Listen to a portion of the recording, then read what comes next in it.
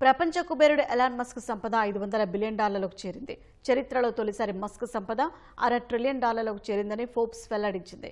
రెండవ స్థానంలో ఉన్న ఒరాకిల్ సహ వ్యవస్థాపకుడు లారీ ఎల్లిసన్ కంటే టెస్లా అధినేత $150 బిలియన్ ఎక్కువ సంపద కలిగి ఉన్నారు. మస్క్ సంపదలో ఎక్కువ భాగం టెస్లాలో 12.4% వాటా నుంచి వస్తోంది. ఈ ఏడాది టెస్లా షేర్లు 14% పైగా పెరిగాయి. బుధవారం 4% ఎగబాగడంతో మస్క్ సంపద ఒక్కరోజే $9.3 బిలియన్ పెరిగింది.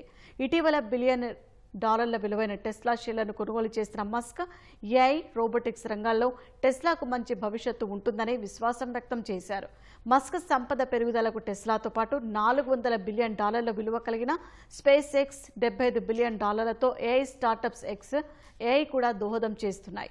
ఇదే వేగంతో సంపద పెరిగితే 2033 నాటికి మస్క్ ప్రపంచంలోనే మొదటి ట్రిలియనీర్ కావచ్చని ఫోర్బ్స్ అంచనా వేసింది.